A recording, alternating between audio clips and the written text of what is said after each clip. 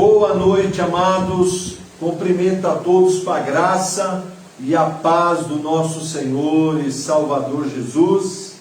Estamos aqui nessa terça-feira, dia 15 de março. 15 de março de 2022, como nós iniciamos no começo do ano, o seminário Fundamentos da Fé Cristã. Toda terça, 7h30 da noite. Hoje é a 11ª parte do seminário. Nós queremos aqui fazer uma revisão, né? Na verdade, uma retrospectiva das 10 primeiras partes que nós ministramos desde o começo do ano. A primeira parte, nós falamos sobre a importância da fé na vida cristã, né? Assim como o oxigênio representa tudo na nossa vida, né? Sem o oxigênio você não vive, sem a fé também não há vida cristã. Tanto que a Bíblia diz que sem fé é impossível agradar a Deus, né? Então tudo gira em torno da fé. A fé é o assunto mais importante na vida cristã, mesmo porque o justo vive pela fé, né? Falamos também sobre a definição de fé a partir de Hebreus capítulo 11, verso 1, né? Que a fé é o firme fundamento das coisas que se esperam e a convicção de fatos que não se veem. Nós falamos também sobre o firme fundamento, onde nós devemos edificar, construir a nossa casa espiritual, com base em Lucas 6, dos versículos 46 ao 49. Ou edificamos a nossa casa espiritual, a nossa vida na areia, que é ouvir e não praticar, ou edificar a nossa casa espiritual, a nossa fé, na rocha da prática diligente da palavra de Deus, né? Nós falamos também sobre a importância de nós aprendermos a discernir entre fé e sentimento, né? Isolar a fé dos sentimentos negativos, das emoções negativas. Entendeu? As emoções negativas, elas ocorrem todas as vezes que nós nos deparamos com alguma situação negativa, ou quando alguém que nós amamos nos magoa, nos fere. Então as emoções, elas afloram na alma, e nós temos que tomar cuidado para que essas emoções negativas não venham enfraquecer a nossa fé, não venham paralisar a nossa fé, né? E como que você faz isso?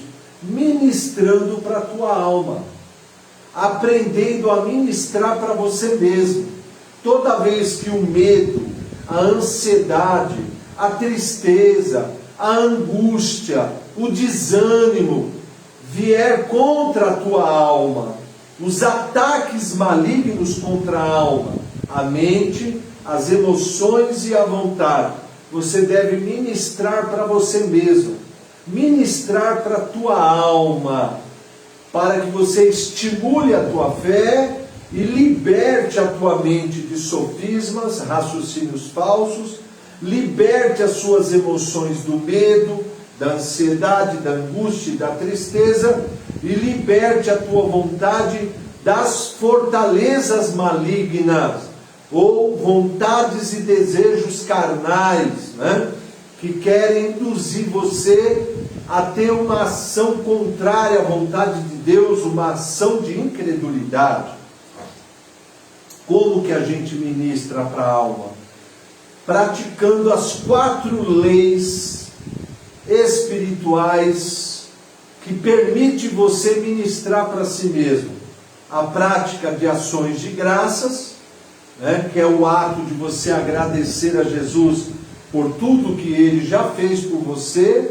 A prática do louvor, que é o ato de você exaltar a Deus, magnificar a Deus, a prática da adoração pessoal, que é o ato de você adorar a Cristo por tudo que Ele é, e também a confissão da palavra de Deus, que é o ato de você fazer declarações de fé, concordar com Deus em tudo que Ele diz na sua palavra.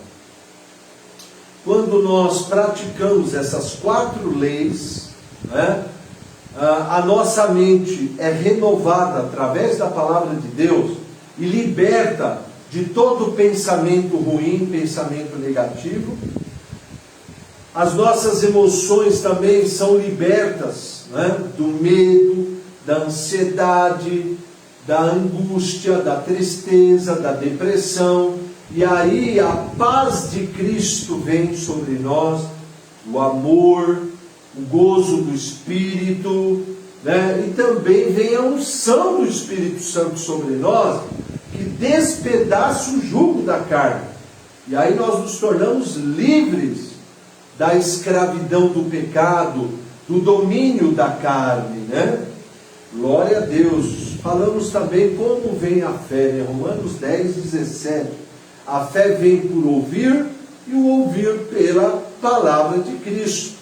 E esse ouvir, na verdade, é muito mais do que você ouvir com os ouvidos físicos. É você ouvir com os ouvidos do teu espírito e ter o entendimento revelado da palavra, ministrado a você pelo Espírito Santo. Por isso que é importante, né, estar a todo momento conectado à palavra, né? Quanto mais você ouve a palavra, mais fé será gerada no teu coração. Aí nós falamos sobre a ignorância que escraviza. O maior inimigo do crente é a ignorância acerca da palavra de Deus. O povo perece por falta de conhecimento. Errais não conhecendo as Escrituras e nem o poder de Deus. Conhecereis a verdade vos libertará. Como se libertar da ignorância? Tendo comunhão, tendo intimidade com o Espírito Santo da verdade. Pois é Ele que nos guia a toda a verdade. É Ele que nos ensina a respeito de todas as coisas, né? Glória a Deus pelo Espírito Santo. E como é que você se relaciona com o Espírito Santo? Como que você faz isso? Né? É o que nós vamos falar hoje. Orando no Espírito, orando em línguas, orando no Espírito Santo, né? Então eu gostaria que você agora fique muito atento, né? Porque existe um grave erro de interpretação a respeito da atuação do Espírito Santo na nossa vida. Por exemplo, há muitos cristãos, há muitos pregadores, há muitos líderes cristãos que pensam o seguinte: como o Espírito Santo, ele é a terceira pessoa da Trindade, ele é Deus, então ele é onipotente, ele é onisciente, ele é onipresente e ele é soberano. Tudo isso é verdade? É verdade. Mas aonde está o erro aí? É deduzir que, pelo fato do Espírito Santo ser Deus e ter todos os atributos do Deus Pai e do Deus Filho, toda a obra, toda a atuação dele na nossa vida, ele fará quando quiser, como quiser e usando quem ele quiser, né? E não é bem assim. Isso é um grave erro. Não é dessa forma que nós devemos pensar. Por quê? Porque o fato do Espírito Santo ser onipotente, onisciente, onipresente e soberano, não quer dizer que ele vai passar por cima de uma lei que Deus criou, que é a lei do livre-arbítrio. É a lei do direito a tomar uma decisão, a fazer uma escolha. Então, o que acontece? As nossas decisões são ponto de partida da ação do Espírito Santo na nossa vida. Então, o Espírito Santo, ele foi enviado para habitar em nossos corações, e como diz João 16,13, ele veio para nos guiar a toda a verdade. Ele veio para nos ensinar todas as coisas. Entretanto, para que ele assim o faça, nós precisamos ter comunhão com ele, ter intimidade com ele, ter um relacionamento com ele. E Deus foi muito sábio, Deus foi muito inteligente. Ele é o dono da sabedoria. Deus sabe e sabia e sabe que o Espírito Santo, ele tem muito conhecimento, muita sabedoria, muita revelação para transferir para nossa mente e o nosso coração. E ele só conseguiria fazer isso, ministrando direto para o nosso espírito, porque foi ele que nasceu de novo e recebeu uma nova natureza apta para aprender do Espírito Santo. O nosso intelecto não é capaz de discernir as verdades eternas e espirituais de Deus. Por isso que é o nosso espírito que aprende do Espírito Santo. O Espírito Santo habita em nosso espírito e ele é o mestre da nossa nova natureza. Então, Deus criou uma linguagem sobrenatural para possibilitar o Espírito Santo ministrar a verdade diretamente ao nosso espírito. E esse canal de comunicação é a oração em outras línguas. Olha que coisa tremenda, né?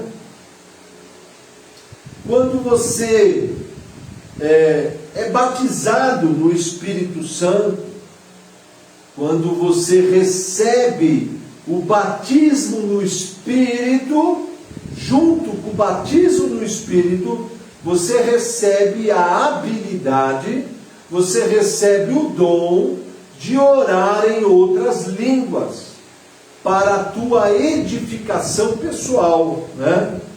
Glória a Deus por isso, glória a Deus. E o apóstolo Judas, no verso 3 da sua carta, que tem um capítulo só, ele diz assim: amados, quando empregava toda a diligência em escrever-vos acerca da vossa comum salvação, foi que me senti obrigado a corresponder convosco, exortando-vos a batalhardes diligentemente pela fé que uma vez por todas foi entregue aos santos. Olha que interessante. Então, esse dom de orar em línguas, esse dom de orar no Espírito, libera o Espírito Santo, libera ele para interceder em nosso favor, em teu favor. O apóstolo Judas diz que quando nós oramos em línguas, nós estamos batalhando pela edificação da nossa fé. Olha que coisa tremenda, né? E ele diz no verso 20: amados, edificando-vos na vossa fé santíssima, como? Orando no Espírito Santo. O que é orar no Espírito?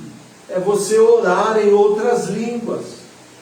Essas línguas que o Espírito Santo te deu. Entendeu?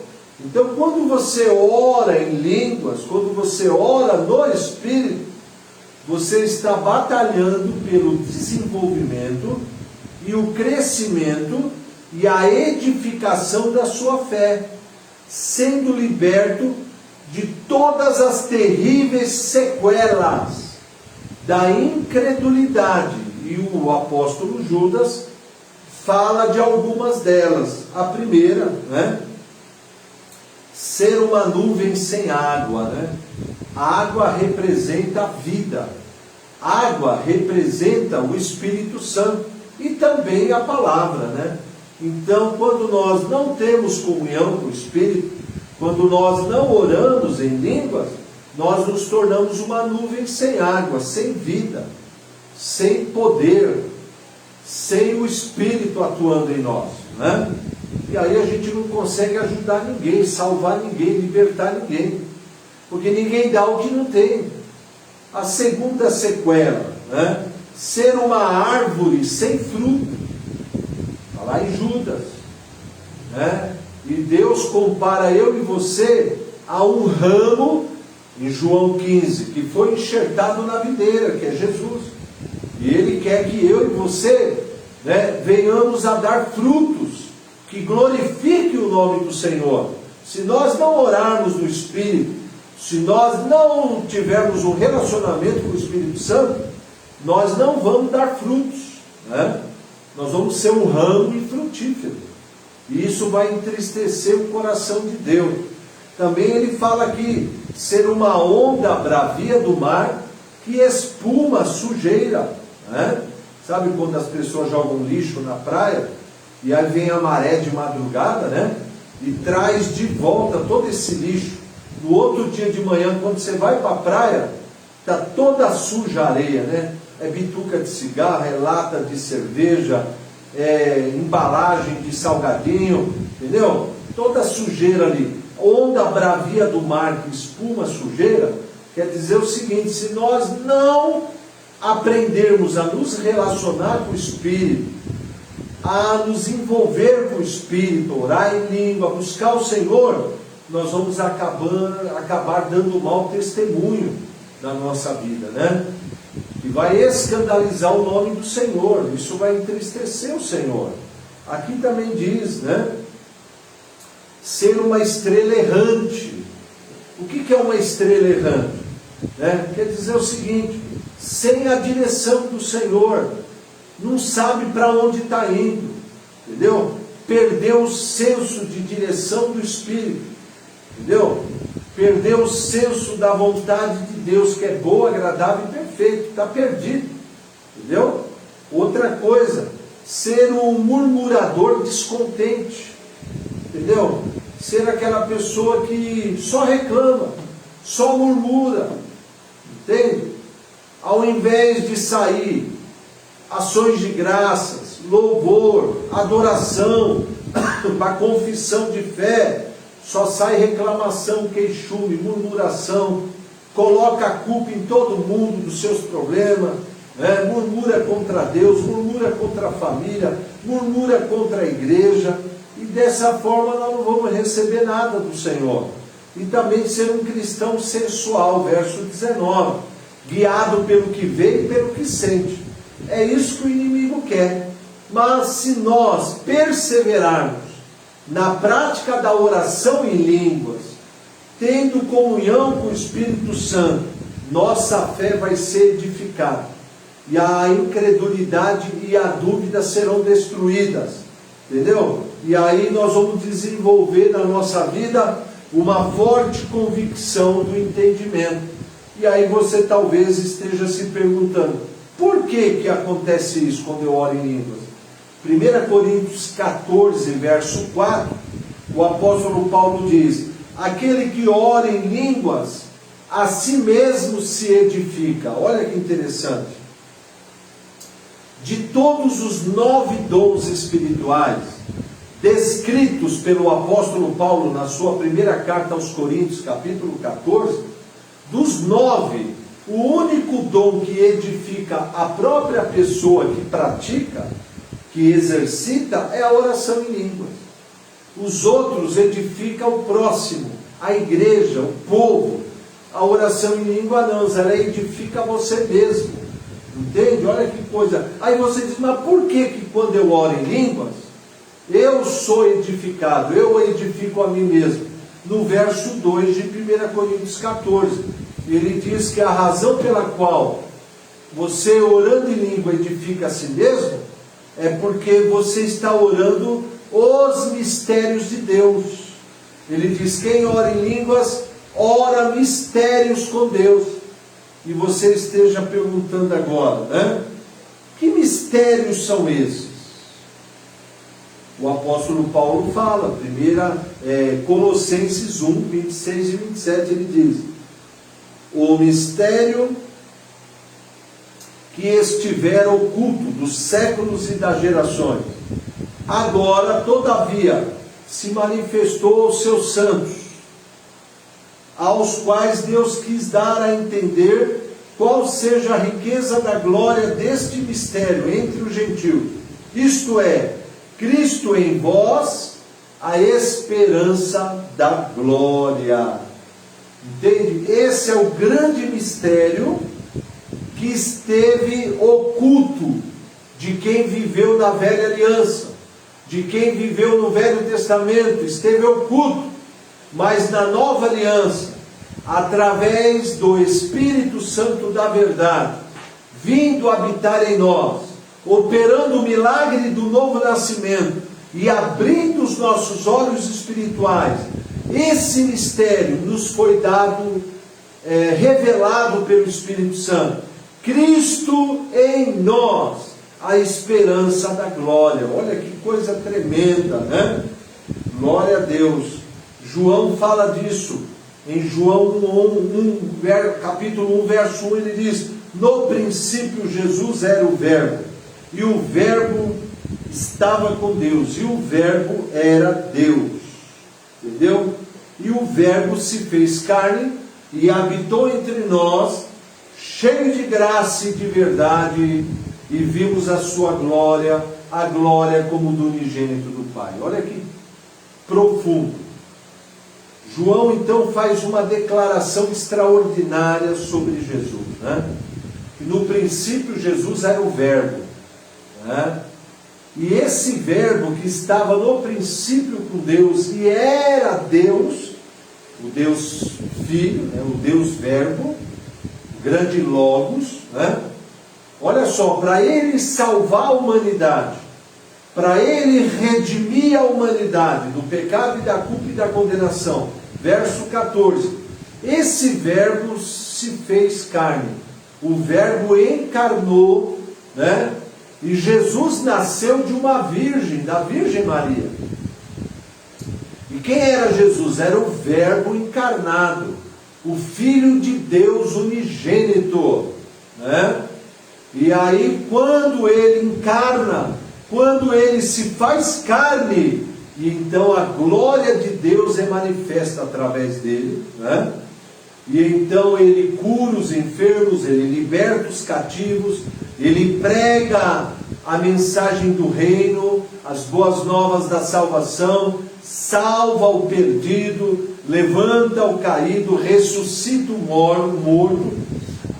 Com 33 anos Ele morre por nós na cruz do Calvário, dá a sua vida em troca da nossa, morre por causa dos nossos pecados, e ao terceiro dia Ele ressuscita para a nossa justificação. E a partir desse momento, né, Ele sobe ao Pai, Ele é glorificado, e ali Ele é recebido, né, e senta à direita do Pai, e recebe o nome que está acima de todo nome, e envia o seu Espírito para habitar em nós. O Espírito de Cristo, o Espírito do Verbo encarnado, veio habitar em nós, para nos guiar a toda a verdade, e imprimir em nós, implantar em nós, a verdade da palavra. Cristo em nós, a esperança da glória, significa a natureza de Deus, a vida de Deus, entrando em nós e produzindo o novo nascimento, produzindo a nossa salvação. O Espírito Santo vivendo em nós, operando a regeneração do Espírito Santo e implantando em nós a verdade revelada da palavra, a verdade viva da palavra de Deus, que edifica a nossa fé, que nos liberta, que nos cura, que nos restaura e que nos torna coparticipante da vida e da natureza de Deus. Oh glória! Por isso que quanto mais você orar em línguas, quanto mais comunhão você tiver com o Espírito Santo, mais desta verdade vai ser revelada a você pelo próprio Mestre que habita em você, que é o Espírito Santo. Quanto mais você ora em línguas, mais mistérios do Espírito são ministrados na sua vida, são revelados a você. Glória a Deus por isso. E aí, Romanos capítulo 8, verso 26 e 27, diz que quando você ora em línguas, você vai estar orando mistérios com Deus. Você vai estar orando os mistérios do Senhor, edificando-se, e o Espírito Santo vai estar ajudando você nas suas fraquezas. Romanos 8, 26 e 27. Fraqueza é a impossibilidade de produzir resultado. Entendeu? Por exemplo, a dúvida é uma fraqueza, a incredulidade é uma fraqueza, o medo, se entregar ao medo é uma fraqueza, timidez, né? Então são muitas as fraquezas do ser humano, né? Por causa dos efeitos do pecado. E como que a gente se liberta dessas fraquezas? Como é que a gente vence essas fraquezas? Orando em línguas, se entregando ao nosso Paracleto, ao nosso ajudador, o Espírito Santo. Quanto mais você orar em línguas, mais o Espírito Santo vai te ajudar a vencer toda e qualquer fraqueza, seja qual for a fraqueza, e ele vai te ajudando. E Isaías 28, verso 11 e 12 diz que na medida que você persevera na oração em línguas, você vai entrando no descanso de Deus, você vai entrando na paz de Cristo, que excede a todo entendimento e que guarda a tua mente, o teu coração. Aleluia! E por que que isso acontece? Porque quando você ora no Espírito, 1 João 2, verso 20 e 27, você vai ativando a unção da revelação, a unção do entendimento do Espírito.